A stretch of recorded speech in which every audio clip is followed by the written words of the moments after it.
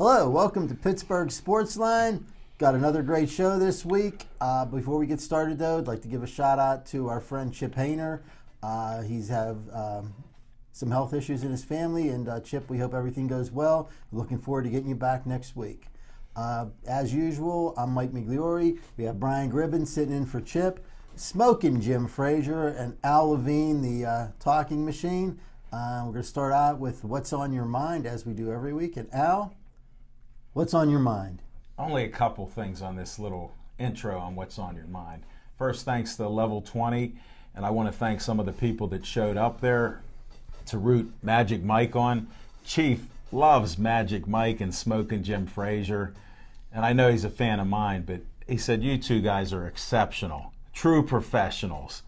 And then my biggest fan and the second biggest fan, Hope and Gary, thanks for coming out. Thanks for spending some money there, enjoying a couple beers with us. And they enjoyed Smoking Jim with the personal interview at the beginning, right before we were on air. And then I want to thank Gloria and Vinny, who had this Babe Ruth memorabilia.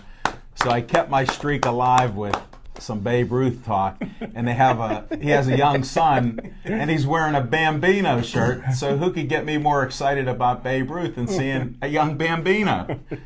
And well, Al, let's not talk about getting excited about young boys, okay? We get the show, and NCAA will put sanctions on us. None of these opinions are reflected by any of the other co-hosts or the station here. No. And I am a heterosexual, like the guy that looked like me, Mike Piazza. So I just want to make that clear again.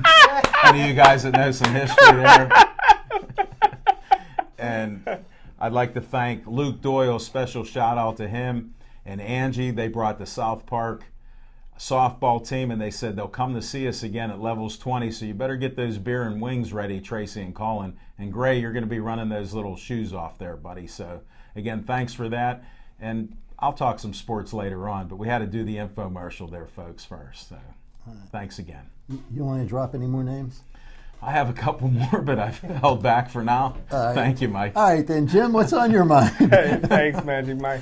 Again, I tell you what, me and Magic Mike, we did a lot of on-location type of sports shows, and I tell you what, Level 20 is as good or better than anyone. I mean, I was very impressed. Level 20 is beautiful. I want to give a shout-out to my main man, Lieutenant Michael Vent, coming out with him and his wife. They traveled a long way to get there. Also, I left that for you, you noticed. Oh, I was wondering. Because they're your friends.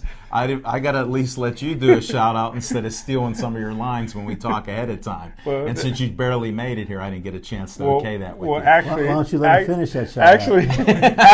Actually, they're Chip's friends, but also on this weekend is a special basketball camp that I'm affiliated with. It's the Armin the Hammer Gilliam Hard Work Basketball Camp. It's going to be at Penn Hills YMCA, and it's from 8 o'clock to 5 o'clock Saturday, 8 o'clock to 5 o'clock on Sunday. I'm buying lunch for all the kids. It's only $25. That covers both days.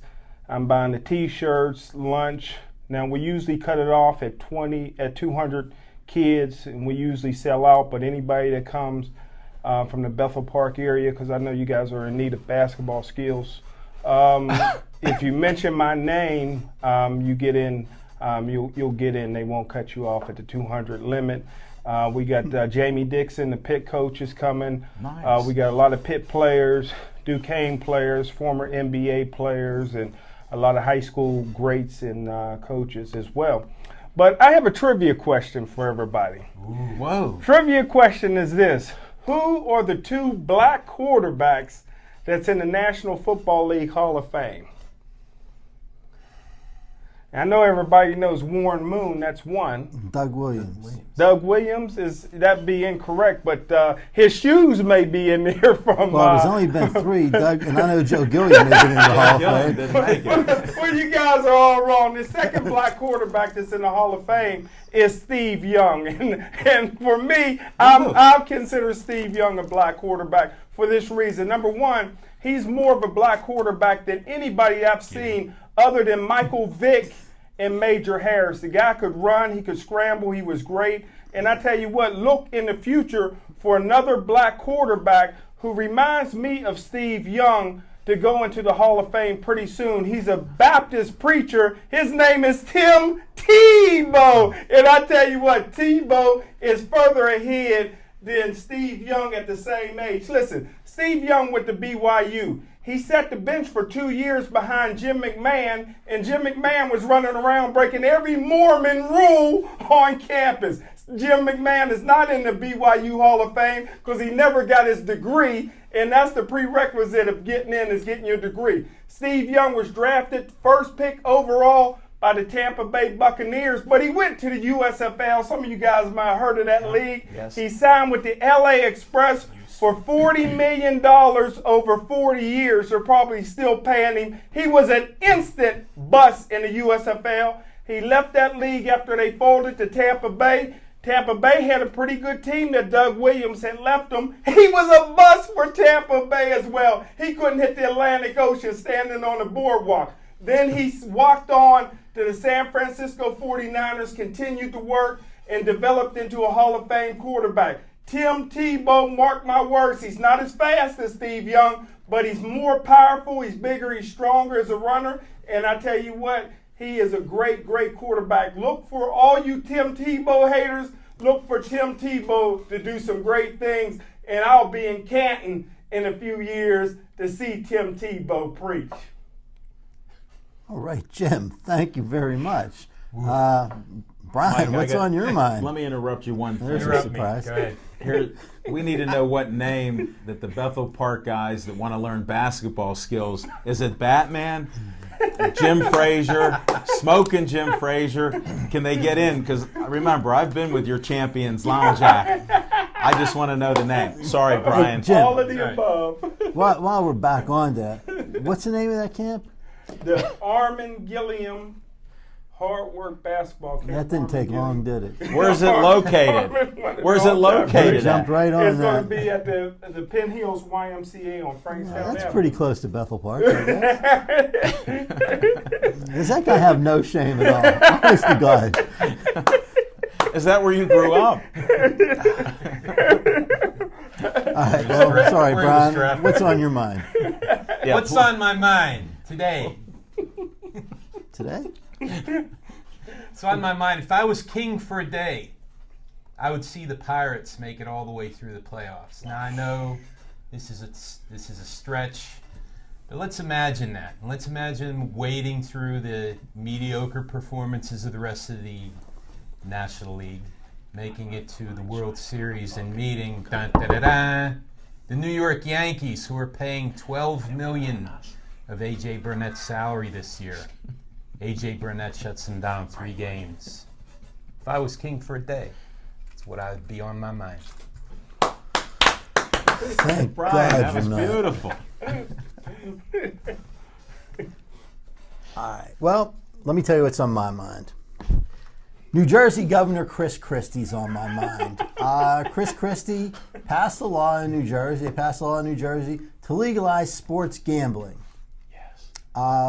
Well, the NCAA, Major League Baseball, the NFL, the NHL, and the NBA are now suing the state of New Jersey to make them stop doing that. And you guys wonder why? Because there's already 4 states in the country that have gambling, legalized sports gambling. Everybody knows about Las Vegas. There's 3 others, but the gambling there is inside the casinos. These, the NCAA, who may be the most corrupt organization this side of the Catholic Church, has a problem with that. Major League Baseball, the NFL, the NHL, and the NBA all have a problem with New Jersey. They don't mind the other states because it's all in the casinos. In the state of New Jersey will be part of their lottery system. And if it's a part of their lottery system, well, then people are going to take a closer look, because if you screw with that, it's a federal offense. And when an umpire blows a call like we saw the other night with Marte, where the guy at third base missed him by about this much and the umpire called him out, well, then you'll have a federal investigation as to why that happened. Because at that time, if it's part of the lottery system, well, then if you blow a call or if you purposely throw a call, well, then that's a federal offense. And nobody, especially the umpires and the referees unions, want to see that happen. They're going to take it to court. They're going to say it's unconstitutional for that to happen. I think Chris Christie wins that one because I'm pretty sure that sports gambling is not mentioned in the Constitution anywhere. Since, they didn't have any sports at that time. But anyway, that's what's on my mind. Well, Jim, big news with the Steelers? My main man, Plexico Burris, is back. And, wow, that takes me all the way back to when the Steelers fired me in 2000. And in 2000 was the Plexico Burris draft. That was Kevin Colbert's first year as the general manager. They had just fired Tom Donahoe, and him and Coach Bill Kyer went to Michigan State because Plexico had all kind of problems, and they did not want to draft him because of some issues. So they went on Friday night to have dinner with him, and he overslept and missed the dinner. But Saturday he won them over. He apologized for oversleeping, and they picked him the 8th pick overall. And the rest was history. Plexico had a great career until he coupled up in 2004 with Big Ben Roethlisberger. They got homes on the same street, and they did not want Snoop Doggy Dogg to start coming to some of the parties. They was getting to be real popular, and so they had to separate the two. And they was afraid of a bad influence on Big Ben, but. I tell you what, Ben's always wanted a big wide receiver. Plexico at 6'6", caught 8 touchdowns last year from Sanchez. So look for similar things this year in the red zone for the Steelers. And what's that mean for Mike Wallace? Well, the one thing that Mike Wallace has that nobody had this side of Jamaica is world-class speed. And when you run the 40 and 4.2, there's always room for you, but I don't think you're going to see $10 million. The room is the tender at 2.7. So if I was Mike Wallace and his agent, Bus Cook, I would get Mike Wallace in here real soon, because I tell you what, Plexico and them, I'm not coming in here not to play. These guys are used to being on the field and being a big part of the fourth quarter and prime time, game time situations. So. Can he catch a bubble screen pass, though, Smokey? We're looking for that receiver. Maybe he's the key to this. What do you think? Did his hands get any better? Well, Plexico, his hands softened up in jail. 2 years in jail, it's softened up. Reaching for the soap. But I tell you what, Plexico did a great job last year, staying in shape. I tell you what, a lot of times. It's a life-changing thing. I think a lot of young people should do 2 things: either go to the service or go to jail for about 6 months. And I think that will straighten a lot of people out. I really do. I believe in being scared straight. I believe a pat on the back is only 6 inches away from a kick in the rear end. And a lot of these young people, that's what they need. And I think 2 years in prison for shooting yourself in the foot taught Plexico a lot of lessons. One, he probably misses his beautiful, soft wife. So I tell you what, Plexico is back, reunited with his wife, had a great season last year. Don't forget he's from Virginia. Who else is from Virginia is Coach Mike Tomlin. He's from Virginia, so they have a long history together. So I think it's great, and Big Ben gets his wish. He got his college degree thanks to his wife. Now he got his big wide receiver, 6'6". You indicating that his wife did his homework for him? Again. I'm surprised he don't have his doctorate. That's next year. After the baby's delivered, he'll get that next year. Wait till he delivers the baby. He didn't even count that in. Wrote his thesis on Tibet. Come on, Big Ben. Does he know where Tibet is? I don't or think. Did he think it was out of New Jersey from Neil O'Donnell? With the Jersey guys. But I have to move them up another win. Plexico is worth another win, so you're looking at 9-7, 10-6 now. You're almost up to my 11-5. Almost. Yeah, actually, I think you're right, Jim. I think adding Plexico Burris makes makes them a better team. Definitely makes them a better team. He's big. He's a tall guy, which is what Roethlisberger cried about all the time. Of course, I don't know if Ben's going to be in camp. I mean, aside from the terrible rotator cuff injury he has, somebody's actually stepped on his toe, so we may not see him for a while. But hey, Mike, is that the same foot that he broke and played the whole season with? Because I wanted to ask you that before. I don't know, but apparently he played the whole season with a torn rotator cuff, and then he had a terrible sprained ankle at the end of the year. Poor guy. I mean, honest to God, you got to feel bad for him. And then Plexico Burress signed. I'm sure that's going to pick up some headlines that don't have him involved. So watch out for another serious injury coming up very soon. What, the other foot? Possibly, or maybe they stepped on 2 toes instead of 1. But, back to Mike Wallace, Jim. What about this notion that I haven't heard anybody mention in this room? What about this notion he's a one-trick pony? Well, nobody said that in this room, but I tell you who did that's say what it I was said. Mike I haven't Wallace. heard anybody mention. Yeah, I'll tell He you can what. burn, and that's. Well, Coach Mike Tomlin, when he was a rookie, called him the one-trick pony, and Arians called him the one-trick pony, and that was to kind of get him to, to revisit the passing route tree, and I think he did that. He's still not going to go over the middle. He's not built for that. No, he's not. I think as hard as pumping orange juice at times, but what he can do, he does well. He did it well enough to gain 1,000 yards back-to-back seasons and go to the Pro Bowl. So I tell you what, if you study some of the old films, one of the all-time great receivers of all time, I don't think he's in the Hall of Fame, but Cliff Branch. Cliff Branch was a great receiver for the old Oakland Raiders. He was so fast. And then on the other side, you had, who is a Hall of Famer, Biletnikoff, did all the underneath stuff. But it opened up things for Biletnikoff because Cliff Branch, you had to respect that world-class speed. So, and that's all he did. He never went over the middle either, except for the one time when Mel Blount slammed him on his head. There's a criminal element in the National Football League, and they wear black and gold. I tell you that. No, not on the Steelers. That's not according to. No, you're rewriting the history books. We grew up with that. That never happened.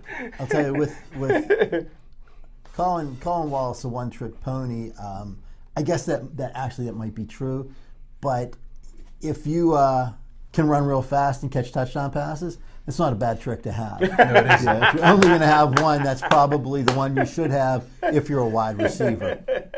What about the running backs, Jim? What's going on with the running back situation? Well, I'm on record with Al Levine, the talking machine, and you guys. I'm on record at several different outlets saying that we got the next Eric Metcalf. We got the next Eric Metcalf. Now, I've been to training camp a few times, and the running backs do these drills where they have to block the linebackers coming in. Right. Now, Rainey at 170 pounds has yet to block one of the linebackers coming in. And I asked Coach Tomlin one time, I says, why ain't Rainey sticking his nose in there? And he says, when you have a Ferrari, you don't let them pull your mobile home or whatever, or your boat or whatever he said. But you don't pull it out of the garage till it's time to drive. But nobody can cover this guy. This guy is fast. He's quick. He never takes the ball out of his right hand. That's what was my negative on my scouting report for him. So he still never takes the ball out of his right hand, which could lead to a lot of fumbles. But he's already the #1 kickoff return guy. He's going to be great out of the backfield. He's going to do everything, and he's getting his voice up. He's getting his rap voice up to say, look out, because he's going to throw a lot of lookout blocks for Big Ben because he has no practice of doing those things, man. He can't even get in the way of somebody, like one of my guys, Max Starks. No, when Ben's going down, he better be able to flick it out. The bubble string. So you're saying that I'm always open. that he can't block very well. Not yet. He's an unwilling blocker. I remember Tony Dorsett one time when they got Herschel Walker from the USFL. Tony Dorsett asked Tom Landry, well, who's going to block? Because Tony Dorsett never blocked a day in his life, and Rainey's not going to block. Well, Rainey should fit right in because those 5 guys in front of him, they don't block either. They're pretty unwilling blockers, too. But the biggest disappointment so far in camp, and he's being thrown around like a rag doll, is the Castro. And, really? I mean, if you guys remember And my scouting report on DeCastro, although I liked him, but I didn't love him. I went back to the Virginia Tech game of 2 years ago when he was a sophomore, and the only points early in the game, he was bull rushed by a defensive lineman for Virginia Tech who was built like a basketball player, tall and thin, named Graves. He got contact with DeCastro at the 6-yard line, drove him all the way back into Luck in the end zone and got a sack. So he sacked DeCastro and Luck. And so I was a little concerned because my scouting report had DeCastro as a center. I thought he would be an NFL center. We don't need a center on this team. I always thought he was a little bit light in the butt to block some of them big nose guards in our division, like Baltimore Ravens got Cody, they got the Samoan. I thought that was going to be a mismatch for DeCastro, and so far every nose guard on the roster has been a mismatch for DeCastro. He's a little stiff right now, but maybe he'll loosen up come Thursday. And how does Mike Adams look? That's the question I have for you. Mike Adams looked like he's one hit away. This man is always over by the weeds. There's a lot of weeds in St. Vincent. I tell you what, this guy, he can't wait to get back to the city and load up. But I tell you what, right now, they got him as a starting left tackle. They have no choice. Right now, against guys in diapers, he's playing well. He's showing good feet. He's sliding real good. But come game time, I think he'll be the human turnstile. So, So again, that's going to be bad for Heath Miller, one of the best tight ends in the game. But because of bad offensive tackle play, Heath Miller has to stay in and block, which is a shame. Well, especially since the running backs aren't going to help, apparently. Heath Miller might as well just consign himself to being an offensive lineman. Yes. And, yes. That's it. It's too bad because, like you say, he's a good receiver. If they could get in another decent tight end, maybe they could use him as a receiver sometimes, although they seem to be loaded up on receivers too, and with Mike Wallace being the odd man out. And but one good thing, they still got him as number one on the depth chart. They haven't taken Mike Wallace's name off. So really? They still got him number one, so he won't start on Thursday, but they got him in the start lineup. Well, they stopped negotiating with him, they said. So maybe that's coming attractions after this game that will be signed up.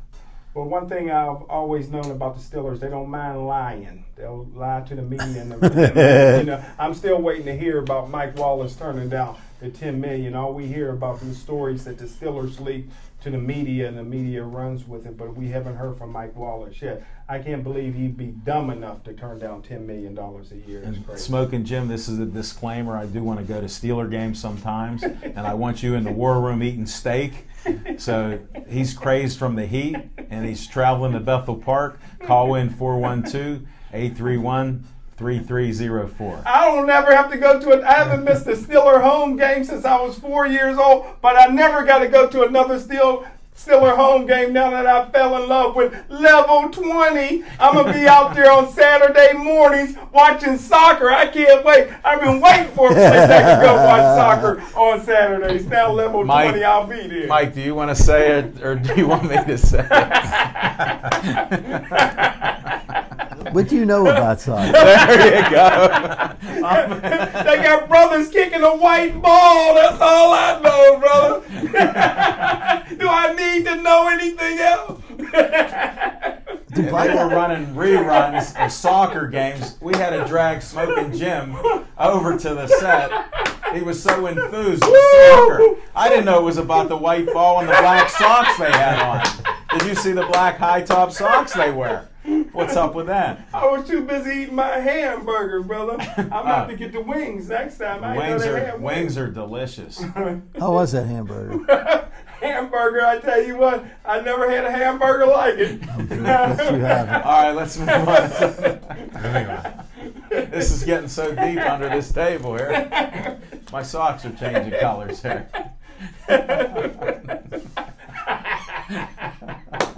Brian, what's on your mind now in part 2 of the show? We got to bring you aboard here because it gets a little crazy, Brian. As I was leaving the house tonight, I caught a brief sports blurb. That's Barry Bonds, in his mind, thinks he belongs in the Hall of Fame, and I'm fine with that. I totally agree that in his mind he belongs there. Give it up for Barry. Next. Why not? I mean, I think that Bonds is probably a Hall of Fame player. Hall of Fame numbers. I think that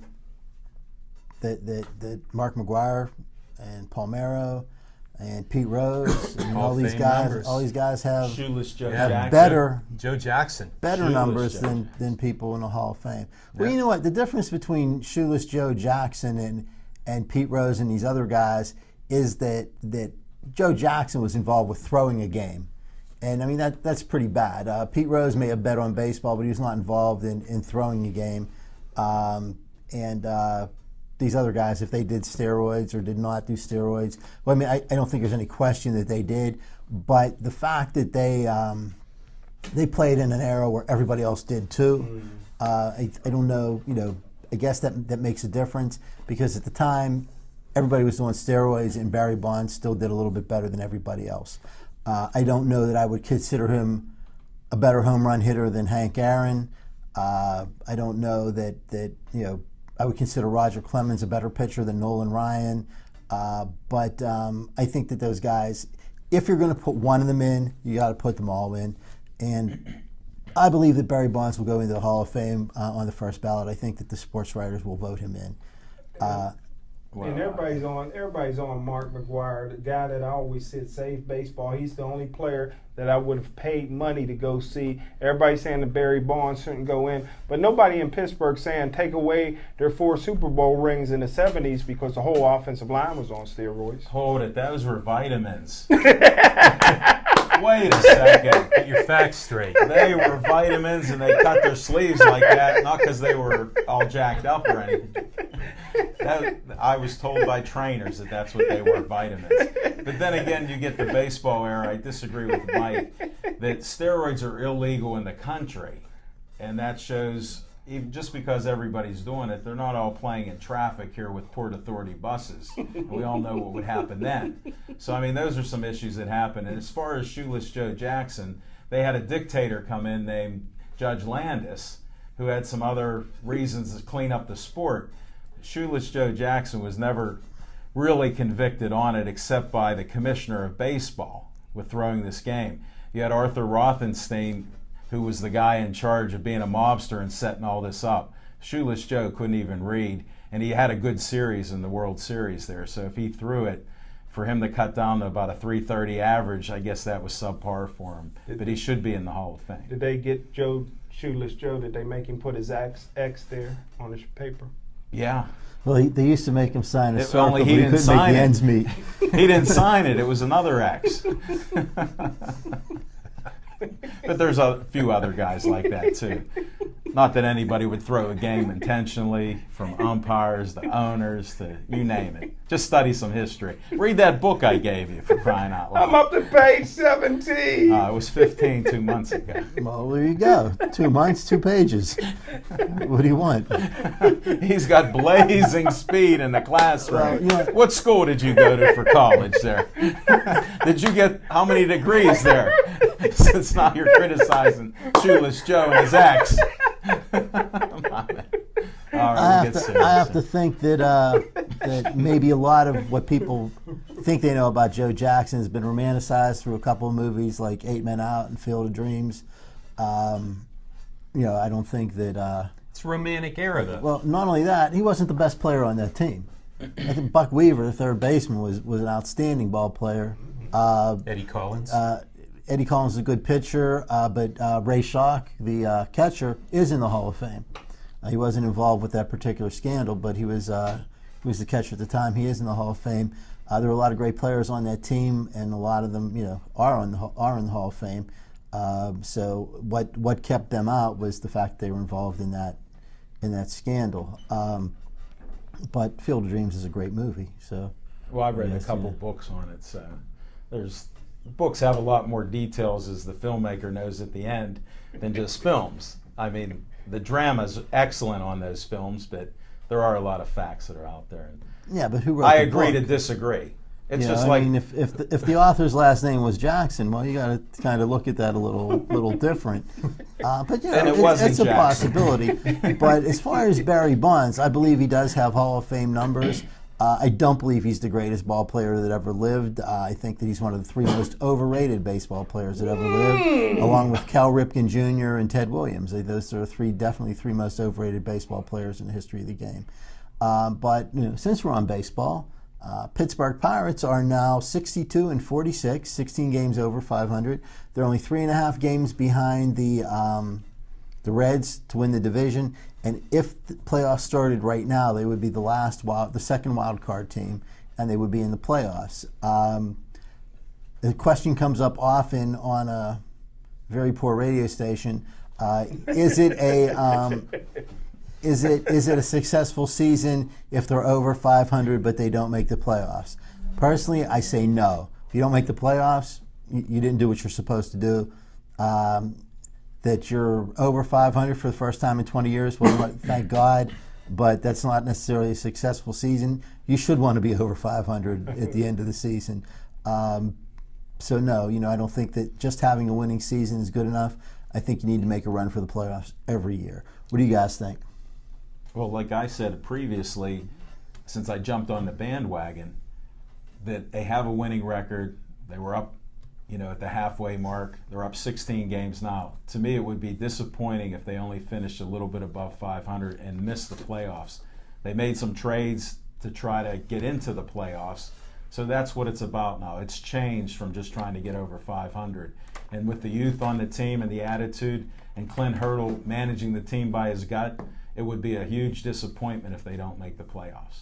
Well, I tell you what, after 20 years, if they go over 500, I think there should be a parade downtown. I think they should invite the Grambling Marching Band. They should march all the way to Heinz Field and let Mayor Luke Ravenstahl kick a field goal. Wow. Well, back at the start of the season, I would have said that I'd just be happy with the 500 record. But I got to say, I got to drink the Kool-Aid. I'm with you, Mike. You drink the Kool-Aid? Yeah. Okay. Mike's Kool-Aid. Wait, what about my Kool-Aid? I like Kool-Aid. I'm with them too. I don't see. I can't agree with that. If the Steelers are 9-8 and miss the playoffs, they're 9-7. They're 9-7. They miss the playoffs. Is that a successful season? Well, in 1971, the year before they got Franco Harris, I understand that from a lot of the old timers that told me, I tell you what, they were doing backflips because the Steelers went 40 years without making the playoffs. 40 years. They've never made the playoffs in the history of this organization. And I tell you what, Chuck Noll turned the tables a little bit. They went to 500, and I tell you what, they built a whole new stadium and sold it out the next year. And I tell you what, ever since then, it's been Steeler Nation. So, yeah, I do think that they did celebrate. They celebrated real hard. Because they made the playoffs. Huh? Because they made the playoffs. Well, no, they didn't. They made 500. But, they didn't make the playoffs. For today, tell all these Steeler fans out there, they're going to be 9-7 and miss the playoffs. Is that a successful season? No, sir. I don't think No so. way. If you tell them that the Penguins are going to be over 500, but they're not going to make the playoffs, is that a successful season? Absolutely not. Yet. There'll be people with pitchforks and torches outside the Look at this Heinz past Field. season. Yeah. Weren't we all disappointed with what the Penguins did with the talent they had? I was disappointing to me as a Penguin fan. I have not been more disappointed since I heard Bruce Springsteen was a communist. Honest to God, that was the worst. Wow. That was the worst disappointment that I've had in years. Okay, The well, Penguins- they had a winning record. Not only that they lost like they did, but to the Flyers. And here's a shout out I to can't Sidney talk Crosby. Happy 25th birthday, 8787. And he signed again for what, Smoking Jim? 8-7. Thank you. We'll be on the road 2 weeks from now, levels 20. But I'm the only one here that never cheers against Yager. He's the best Penguin player I've ever seen. So, How many games did you see? well, I didn't. Officially. I didn't come. I came after the Lemieux era, Okay. and Yager was he was a rock star in my opinion. He hasn't Great seen player. any games. He saw Yager in the airport once. He had a fro. He had a fro. That's all I needed to see. That was a mullet. Yager, You're in L. Levine with afros, man. You That's cool why, in my book. hey, that's why I got it cut. This hairdo's from Mary Ann. It is Zazu. Thank you for bringing that up. I had one more name to drop. Thanks, Emilio. Hey, sure, you look like you just got back from Jamaica, bro. I did, man. Let's continue with the show, Still got a man. picture somewhere. This is the color end of the show. We'll continue that. Well, Al must be Steve Young and Bill Clinton, and Thanks, Mike. All wrapped in one. all wrapped in one. Oh, man. We're covering everything here. My man got the ebony and ivory hat on, so that's nice. I like that. All together. So, well, as far as the Pirates, I think that they have the tools to make a run. I don't think the Reds are as good as they've been playing, but they're on a good streak. Eventually, you think that's probably going to have to end. The rest of the National League, there's not any really great teams in the National League. If you look over at the American League, you can pick out the Yankees, the Rangers, the Angels, a couple other teams maybe that you can say, okay, these guys, these are contenders. In the National League, like I said, the Reds are on a good run, so you can take a look at them. The Giants, maybe Philadelphia, who is routinely the best team in the league, has suffered a lot of injuries, and they are, and they got rid of a lot of players, so they're not up at the top anymore. Atlanta is, they're ahead of the Pirates in the wild card race, but again, there's no real standout team in the National League. The Nationals have a nice record, but it wasn't, the same as the Pirates last year. They weren't all that good. So is this a fluke, or is this have they gelled together and made a couple of good moves? But like I said, there's no real team that you look at and say, okay, the National League has this guy. In the American League, the Rangers and the Angels look pretty good, but I still think that I think that Brian's right. I believe that the Yankees are going to go to the World Series, and I do believe that they will win the World Series this year. I agree with you, Magic. It's always a safe bet, Jim. Since you brought up the Nationals, what you're thinking about Strasburg when they shut him down when he hits his 160 innings? They're supposed to shut him down. That could hurt their chances if they're playing well now with the Nationals. You mean as opposed to like letting the guy die or be permanently injured? I think it's probably a pretty good move to shut him down when he reaches. I don't know how they came to that particular amount of innings. Well, that's part of my point to this, that they just pull a number on. I think that the player's health is probably way more important than whether or not they make the playoffs, especially since they've got a really good lead right now and are probably going to make the playoffs with or without him. The same thing. Do you bring Ryan Clark to play in Denver because you need that game, or do you bring him out there, let him blow up from whatever it is that he's going to blow up from? I don't want his lungs getting compressed and him strangling. Yeah. He won't be able to breathe. I guess you don't really need a spleen, but like heart, lung, pancreas, something like that, you probably don't want him to lose those. No. Yeah, he'll be a little less effective. He may even miss a few games.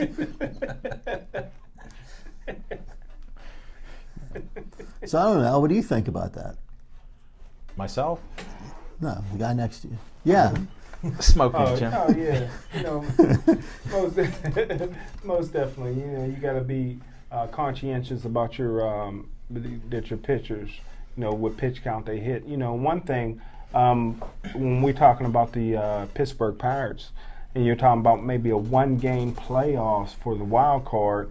I tell you what, AJ and Magic Mike, that's his MVP. AJ Burnett against anybody in a one-game playoffs. I tell you what, I like our chances. With Hanrahan closing them out, sure. I think you're on to something. But I would say shut Strasburg down. I pitched a long time ago, and sometimes your arm, you need to do that. You only have so many pitches in a career, I feel.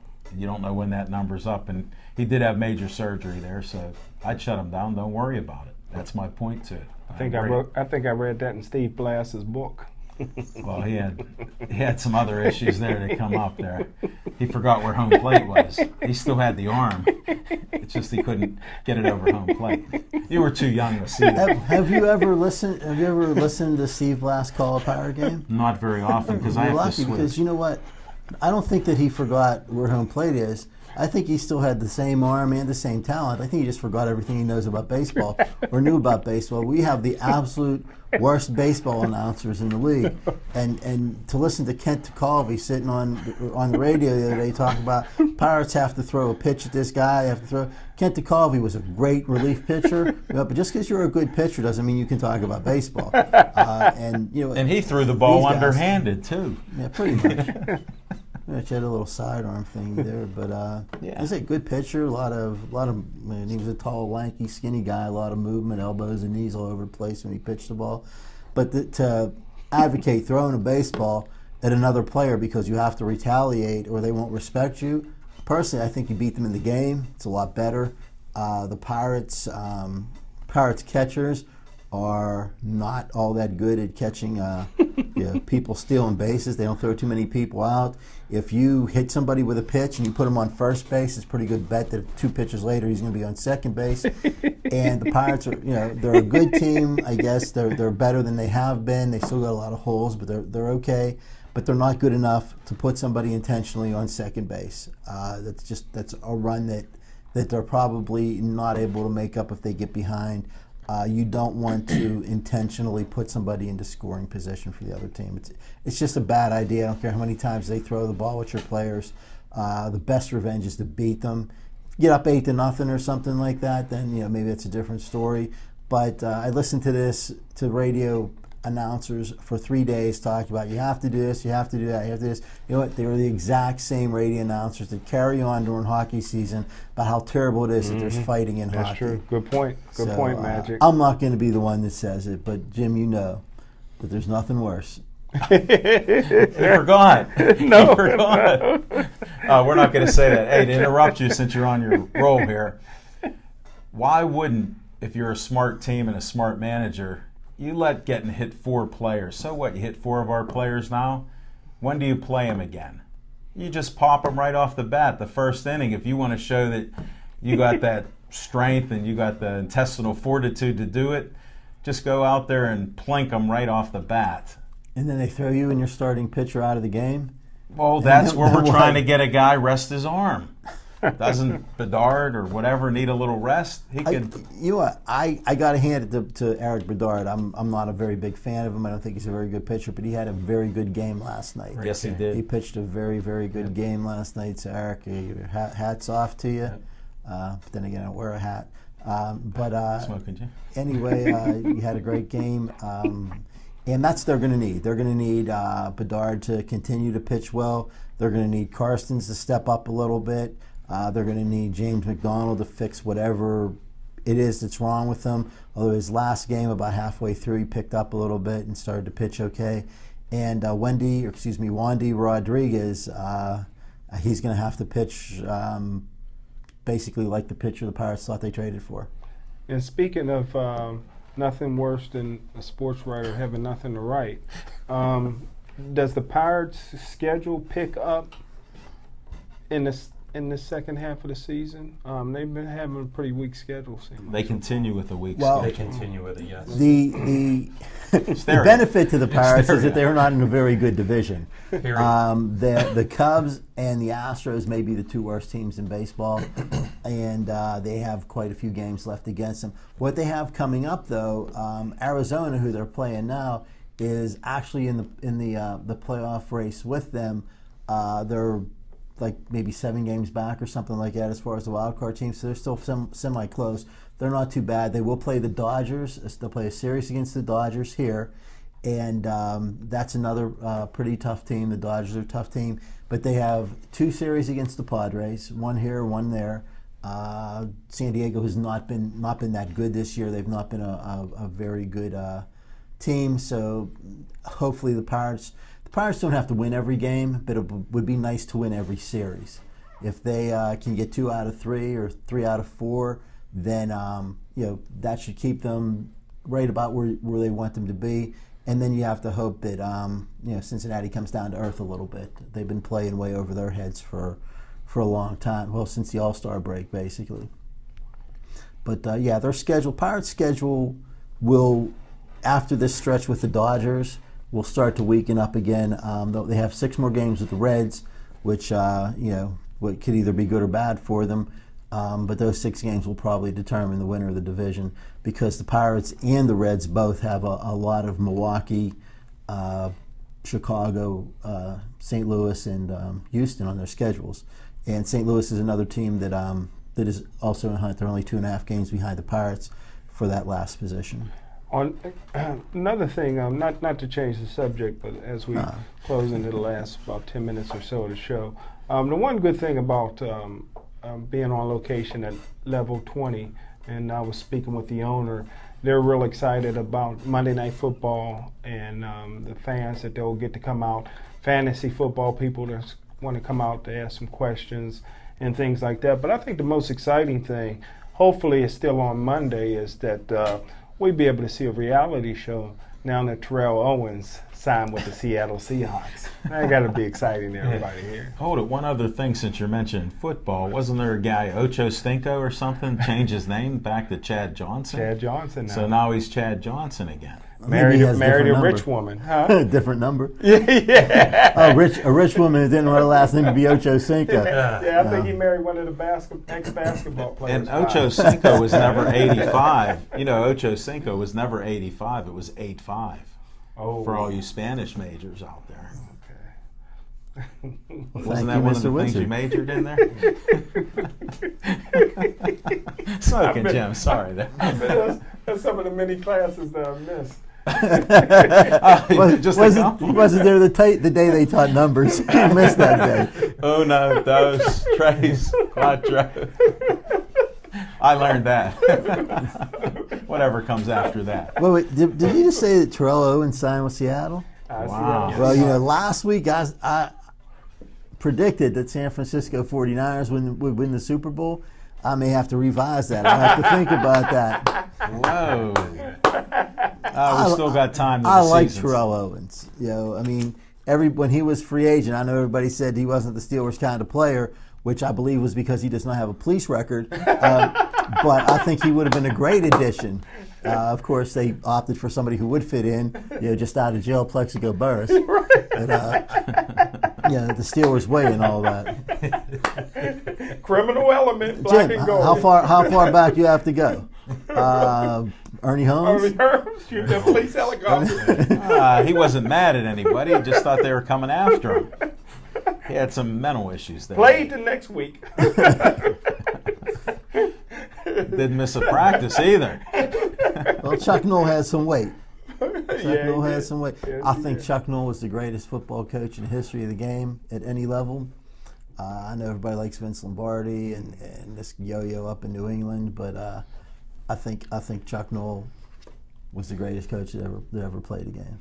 I do too. Game. I do too. I second that. Although I can't put anybody ahead of Vince Lombardi. But Chuck You never Noll, saw him coach, though? Well, I watch film. Okay. I watch How film, many hours a day? I do everything but read his books. I was going to get you one. I got some of his books on my shelf, but I haven't broken open. But How many Super Bowls did he win? 2. All right.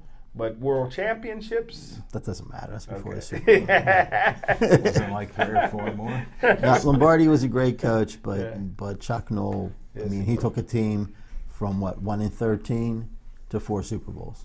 I like how the Steelers had a great linebacker named Andy Russell, who was on his team in 1969. And Andy Russell's a real good speaker. And Andy Russell says Chuck Noll was a genius. He says he gathered everybody in the locker room that one day, and he says, listen, I know why you guys aren't winning. So Andy Russell and them said they're on one knee, they're all excited because this is the secret. We're going to find out why we're not winning. He said the reason you're not winning, he says, because there's only 3 or 4 players in this room that should be playing in the NFL. And Randy Russell said in about 2 or 3 years, there was only 3 or 4 original guys on the team. So, Chuck Noll was a genius. Well, you know what? We talked to Fred Williamson last summer, and he spent a couple of years with the Hammer. Steelers. The Hammer, that's right. He spent a couple of years with the Steelers, and he said that when he was on the team, and even like after he left, the entire NFL knew that Pittsburgh was the place to go because it was a party place. They had beer and whiskey and whatever in the locker rooms. They would be drinking on the sidelines during games. They would show up like just in time for the game, skip practices whenever they wanted, stuff like that. He said all over the NFL, everybody knew this was the place to be. This was the party spot. Nobody really cared if they won or not. He said, but when everybody heard that Chuck Noll was hired as a coach, all that changed. Nobody wanted to go to Pittsburgh anymore because they knew now it was no parties, all hard work. Wow, that's true.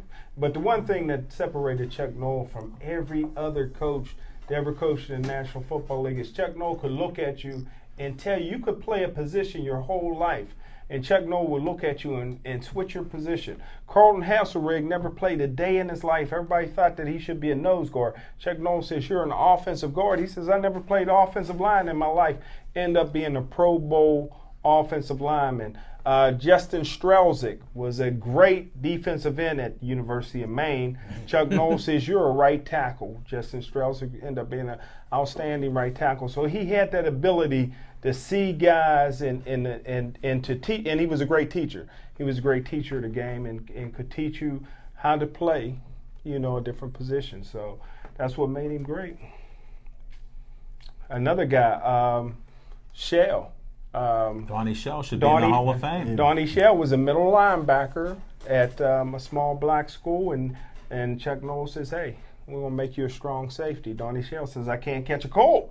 I got hands of stone. End up being the all-time leading interceptor as a strong safety in NFL history with 52 interceptions. And why isn't he in the Hall of Fame? Well, his weakness was interceptions, and he's the all-time leading interceptor. His strong point was knocking people out. He should be in the Hall of Fame first ballot. It's a shame that Donnie Shell's not in there. That's one of the great crimes against humanity is that Donnie Shell isn't in there. There's absolutely no reason that he shouldn't be in there, except for the fact that the people that vote on the Hall of Fame are sports writers. Hello. And,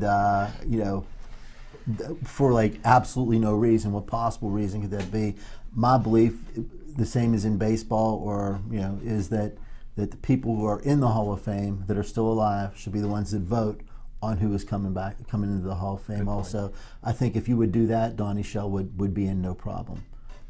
Do you think they have a theory that there's too many Steelers in there? That's what everybody says. What's the difference? Well, I mean, that's sports writers, Mike. That's what they do to stir things up. There's too many Steelers in there. Okay, then you take Franco Harris out as a Steeler, you make him a Seahawk, and then hold it. I just met Franco Harris. One more Steeler in there. Smoking Jim, I just met Franco Harris. Yeah, it's all over the World Wide Web. Go on Facebook. You'll see me with Franco and Dean Quinn. We were out at a great venue called the WFA Championship Game. Teresa Kahn and her Pittsburgh Passion were hosting that event. They hosted a game and an all-star game there. They had quite the crowd outside with us vendors and everything else on a very hot, humid day by the river. Where was it at? Who won that game? Heinz Field. Wow. I missed the game. Sorry to say. I don't have the answer for you.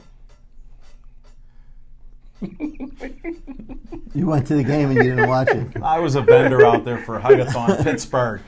August 11th, be at Shenley Plaza. I was not going to do any infomercials, but these guys are my straight men here, so they're serving it up. The Techno Granny said hugs are free.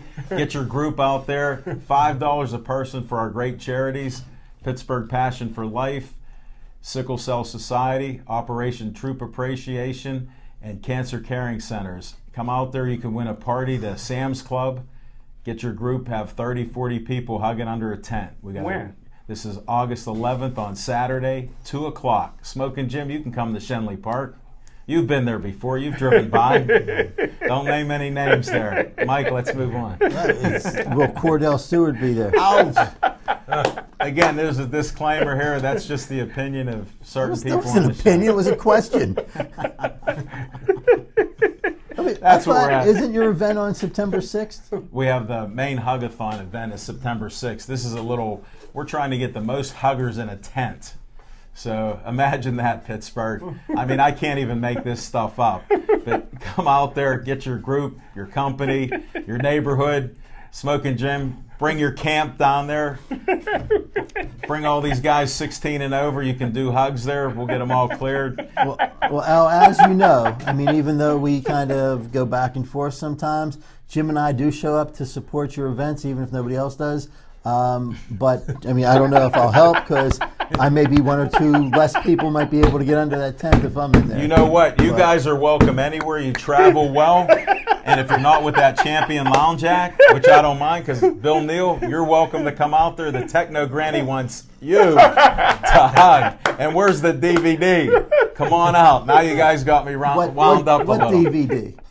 Well, Mike, you told me the tip that I don't want to mention Ken Ogilvy, but he assured me that there's a DVD on a couple of the shows.